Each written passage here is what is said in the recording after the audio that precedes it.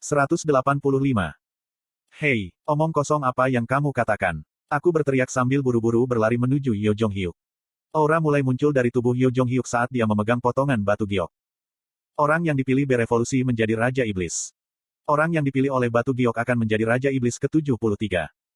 Bisakah Anda berjanji untuk tidak menyerah pada tujuan itu, tidak peduli apa? Beberapa hari yang lalu, Yo Jong-hyuk telah mengajukan pertanyaan yang bermakna tentang tujuan saya. Apakah tujuan saya untuk mencapai akhir skenario? Jangan bilang, tidak, itu tidak mungkin. Aku hampir terserang ketika aku berteriak, Yo Jong-hyuk, kau brengsek. Kemudian suara kawat baja bergerak di udara terdengar. Lusinan kabel mengalir ke arah Yo Jong-hyuk, salah satunya mengambil batu giok yang ada di tangan Yo Jong-hyuk. Suksesi Raja Iblis dibatalkan. Ekspresi bingung muncul di wajah Yo Jong-hyuk. Dok Jasi. Aku menoleh ke belakang dan melihat belasan benang terentang dari tangan Yo Sangah. Karena semua orang membeku, hanya dia yang memutuskan. Dia mengikat giok Raja Iblis dengan binding thread dan itu terbang ke sisi ini. Yo Jong-hyuk mengeluarkan ledakan niat membunuh. Jangan menyela. Segera setelah gelombang kekuatan sihir yang kuat akan menutupi Yo Sangah, saya memicu Bookmark and Way of the Wind dan memblokir kekuatan sihir. Itu tidak mudah untuk diblokir, bahkan dengan Way of the Wind pada tingkat maksimum.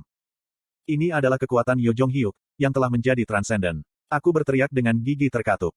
Yo Sangah si, pegang dengan baik, jangan pernah menggunakannya. Petik 2. Iya. Anggota partai saya bertanya-tanya apa yang sedang terjadi. Han Suyong menciptakan puluhan klon dan berteriak, saya tahu ini akan terjadi. Kim Dokja, sudah kubilang.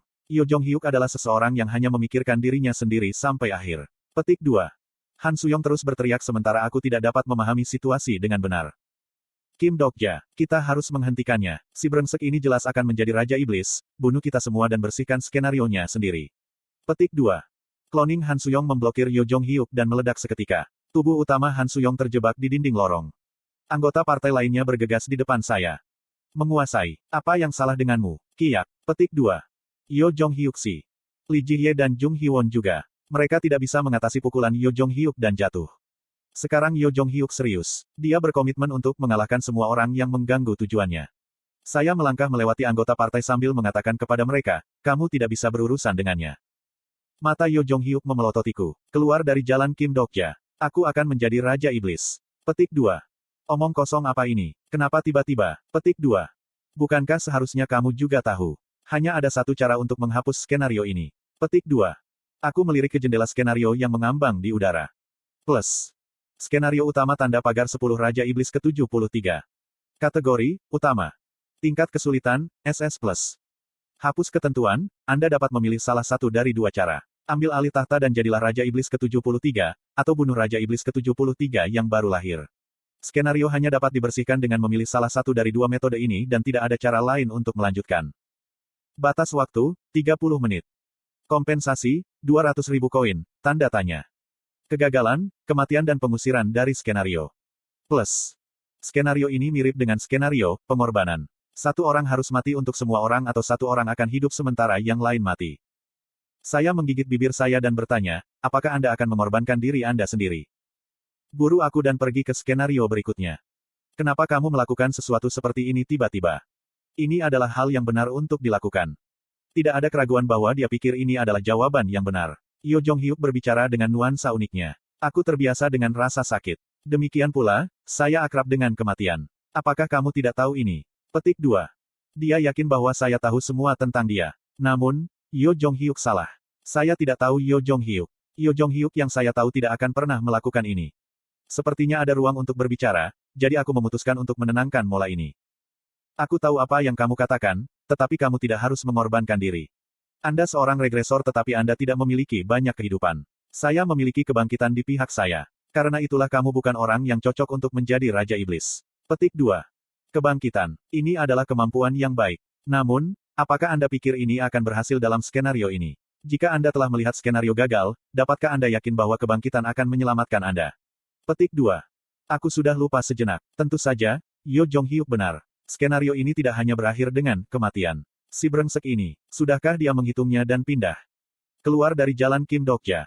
My Unbroken Fight berteriak sementara Heaven Sucking Sword menunjuk ke arahku. Dalam keadaan konfrontasional yang keras kepala ini, saya dengan putus asa memikirkannya. Bagaimana saya bisa membujuk orang ini?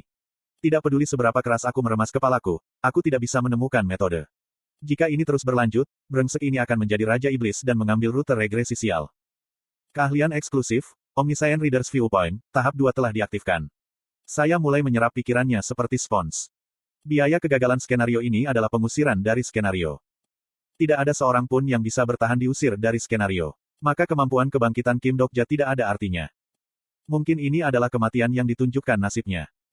Jika Kim Dokja menjadi Raja Iblis, dia akan mati di sini. Hati saya terasa berat ketika saya menerima air terjun pikiran. Jadi, akulah yang harus mengorbankan diri di sini. Orang ini benar-benar akan mengorbankan dirinya sendiri. Yo Jong-hyuk yang sombong dan menyendiri. Itu demi orang lain, bukan dirinya sendiri. Tiba-tiba, emosi yang tidak dikenal muncul dalam diri saya. Maka kamu, bagaimana dengan kamu? Jika kamu mati di sini, bagaimana dengan tujuanmu? Petik 2. Kamu akan melakukannya untukku. Apa? Yo Jong-hyuk memperhatikan teman-teman kami di belakangku. Orang yang bisa menyelamatkan dunia. Mungkin kamu, bukan aku. Lee Hyun-sung, Lee Ji-hye, Shin Yo-sung, Lee Seolwa. Ada penyesalan yang mendalam di mata Yo Jong-hyuk saat dia menatap setiap orang. Saya sepertinya tahu apa yang dia pikirkan. Tidak pernah ada begitu banyak orang yang berhasil sampai di sini. Dan mungkin itu tidak akan terjadi lagi di masa depan. Ini adalah Yo Jong-hyuk yang telah mengalami beberapa kehidupan dan menerima informasi di muka dari regresi ke-41. Tidak ada kasus seperti regresi ini. Fakta ini menyebabkan Yo Jong-hyuk bergetar. Pikiranku bekerja dengan cepat. Bagaimana saya bisa membujuknya? Minggir, tidak banyak waktu yang tersisa. Petik 2. Dia menggunakan Giant Body Transformation dan mulai membengkak secara dramatis. Dia tumbuh lebih kuat dalam 3 hari atau anggota partai dibekukan oleh energi yang dipancarkannya. Yo sangat-sangat ketakutan dan Yo Jong-hyuk mendekati langkahnya selangkah demi selangkah. Saya akhirnya mengaktifkan Blade of Fight. Berhenti. Hentikan, brengsek. Petik 2. Pedang ether putih bertabrakan dengan Yo Jong-hyuk memecah langit. Tentu saja, sisi saya yang mengalami kerusakan satu sisi. Saya harus menggunakan setidaknya elektrifikasi untuk berurusan dengan orang ini. Saya tidak bisa membiarkan dia mengambil jalan regresi. Saat saya hendak mengaktifkan bookmark, Yo Jong-hyuk bertanya kepada saya. Apakah kamu khawatir tentang apa yang akan terjadi pada dunia ini setelah aku kembali? Apa? Kamu pasti takut. Saat aku menghilang, dunia ini akan menghilang. Benarkan? Petik 2. Saya sangat terkejut bahwa saya kehilangan kata-kata. Bagaimana dia bisa tahu ini? Saya mulai bertanya-tanya apakah dialah yang memiliki sudut pandang Omniscient Readers, bukan saya. Lalu aku bahkan melupakan pikiran ini. Tidak ada yang perlu dikhawatirkan. Saya sudah meminta sponsor saya. Petik 2. Apa? Dunia ini tidak akan hilang jika aku mundur. Dunia ini tidak akan berakhir atau marah jika aku mati. Petik 2. Yo Jong-hyuk dengan mudah menekan Yo Sangah dan meraih batu giok yang berharga. Seolah menginginkannya, energi iblis terbentang dari batu giok dan kusut di sekitar jari-jari Yo Jong-hyuk. Terus hidup, Kim Dokja. Yo Jong-hyuk menatapku dengan wajah orang asing. Sekarang kamu harus menyelamatkan dunia ini. Guntur menabrak langit di lantai 2 Dark Castle. Itu adalah guntur yang menyeramkan, seolah-olah menyarankan runtuhnya kastil kegelapan. Lee Suk-kyung menatap langit saat dia bergerak dengan para pengembara. Putranya mungkin melampaui langit ini. Hul, kamu terlihat sangat khawatir akhir-akhir ini. Lee Bok-sun yang berbicara. Dia menyerahkan tanda Dark Castle-nya kepada Jung Hee-won dan memilih untuk tinggal di sini. Lee Suk-kyung melirik Lee Bok-sun untuk sementara waktu sebelum menjawab, kurasa aku tidak akrab dengan menjadi seorang ibu. Apakah orang terbiasa dengan hal itu? Anda tidak akan pernah terbiasa dengan itu dalam hidup Anda. Saya juga. Kamu tidak akan mengemukakan kisah membesarkan 6 saudara lagi kan? Hul, kamu tahu. Lee Bok-sun terkekeh. Tidak ada pengembara yang tidak tahu kisah ke-6 bersaudara yang dibesarkan oleh Lee Bok-sun. Lee Bok-sun menepuk bahu Lee Suk-kyung dan berbicara dengan suara ramah. Dia pasti akan kembali hidup-hidup. Jangan terlalu khawatir. Petik 2. Aku berharap tapi, kata nasib berbeda. Kamu tidak berpikir bahwa nasib bisa diatasi. Untuk saya. Pada akhirnya, Lee Bok-sun menceritakan kembali bagaimana dia membesarkan 6 saudara kandungnya melalui semua jenis kesulitan. Lee Suk-kyung tersenyum pahit. Tidak ada yang akan menderita jika nasib begitu mudah diatasi. Jika dia tidak pergi ke skenario berikutnya, inkarnasi Kim Dokja dapat hidup. Lee Suk-kyung mengorbankan 20 tahun hidupnya dan membaca kalimat ini dari takdir. Kim Dokja dapat hidup jika dia tidak pergi ke skenario berikutnya. Dengan kata lain, Kim Dokja pasti akan mati ketika ia pergi ke skenario berikutnya. Petik 1. Dokja. Namun, Lee Suk-kyung tidak menyerah bahkan ketika semua indikator menunjukkan kematian putranya. Dia tidak bisa melepaskannya. Ada suara-suara jatuh dan Lee Suk-kyung menatap ujung jarinya. Tubuhnya masih hancur karena pemulihannya lambat dan tidak lengkap. Itu semua karena efek dari memasuki dinding keempat. Lee Suk-kyung ingat saat dia dimakan oleh dinding keempat. Itu adalah pengalaman yang mengerikan, seolah-olah dirinya sendiri sedang memecah menjadi unit morfem. Mungkin dia meninggal saat itu. Seperti kisah yang hancur, dia tersedot ke dinding dan mengalami sesuatu yang tidak pernah dimiliki manusia sebelumnya. Dia terkejut bahwa ada tembok di dalam putranya. Dia juga ngeri melihat kenyataan bahwa seseorang tinggal di dalam tembok. Apa-apaan ini? Di sana, Lee Sukyung menghadapi kehadiran di dalam dinding.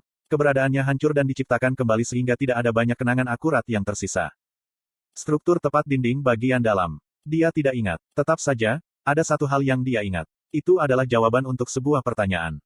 Apa cara agar putra saya bisa bertahan? Bagaimana dia bisa menyingkirkan nasib sial itu? Lee Sukyung bertanya ini bahkan ketika keberadaannya memudar. Makhluk di dalam dinding tertawa seperti sedang bersenang-senang. Hanya ada satu cara untuk melarikan diri dari nasib. Ada senyum aneh, seolah-olah seluruh situasi ini hanya lelucon. Kim Dokja sudah tahu bagaimana melakukannya. TL, Rainbow Turtle.